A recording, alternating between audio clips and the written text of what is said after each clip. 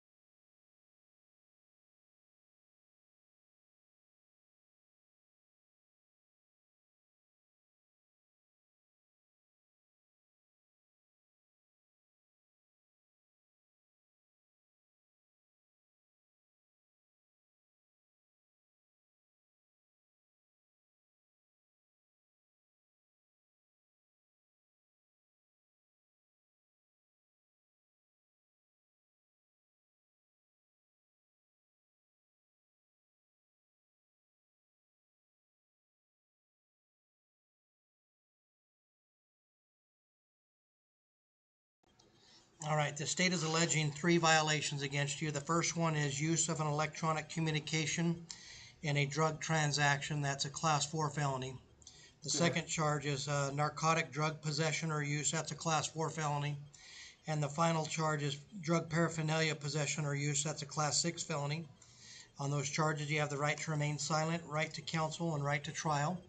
I scheduled you for a preliminary hearing on the 5th of January of 2026 at 4 p.m. The preliminary hearing is to determine if there's probable cause to charge you with those crimes, not convict you. If probable cause is found, your case will bind over to the Gila County Superior Court. They'll take disposition on the case. There's a possibility that the case will go in front of a grand jury before that or even after that. Best thing to do is to notify the court to see if it's still proceeding the first business day before that court date. Okay? Okay. Your release conditions are obey all orders of the court, do not commit any crimes, notify the court immediately if your address changes, do not leave the state of Arizona without permission of the court, do not possess or consume any alcohol or drugs without a valid prescription, do not possess any firearms since these are felony allegations. If you're convicted, you could become a prohibited possessor.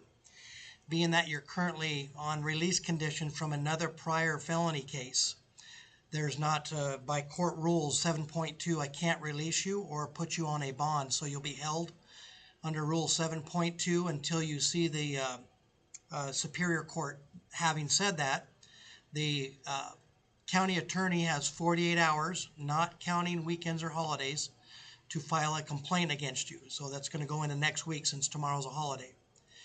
If they fail to file that complaint within 48 business hours, then you'll be released on your own recognizance and not have to post bond or bail or anything. Okay.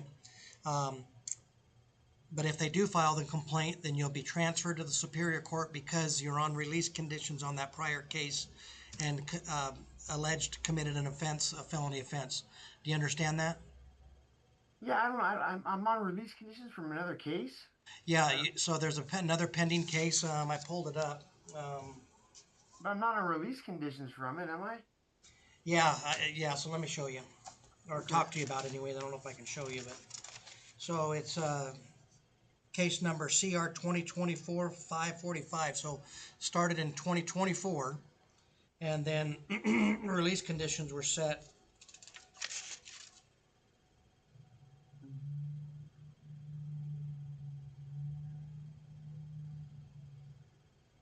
So there's been some continuances, there's been some warrants, and those have been claused. It's been in and out of kind of those. I don't think I had any release conditions with it. Yeah, so when you saw the court, it's actually a 2-page document. I only printed the 1 page that showed the case. It's on the other page, but it's going to be around the end of 2024, the beginning of 2025. When you saw the judge originally, they put some conditions of your release on that, and you were released out of custody. So on that case, they originally had you in custody.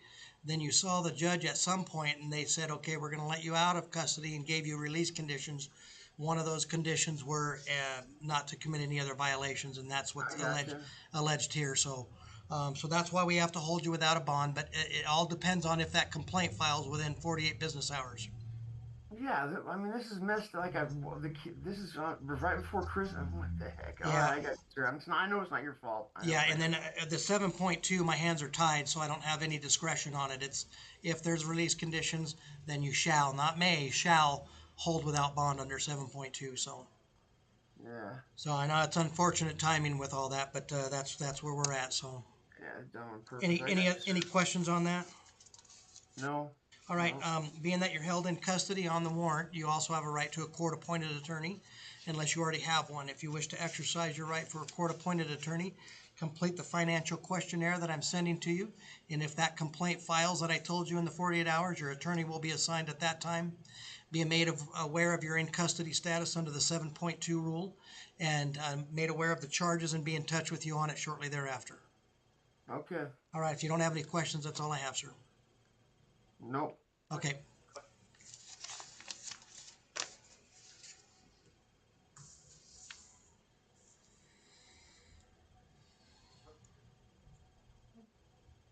Step the counter, state full name for the judge. Joey Do you have a middle name?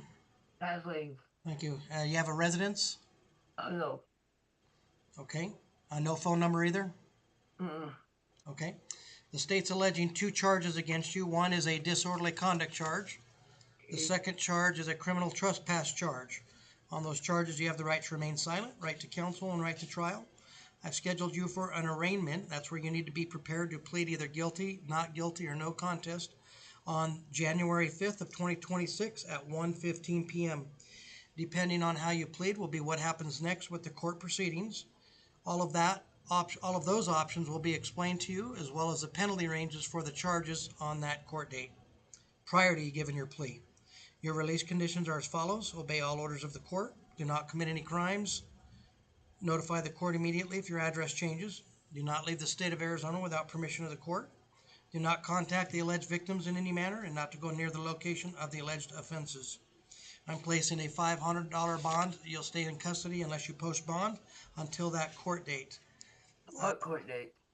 The court date that I just informed you on January 5th. 5th was today. Today is the 24th of December, so it's just over 10 days. Do you have any questions regarding that? No. Okay, that's all I've got for you. I'll see why we don't let it go. I'll send it to you, Mr. French. Yes, sir. Thank you, sir. Okay, bye.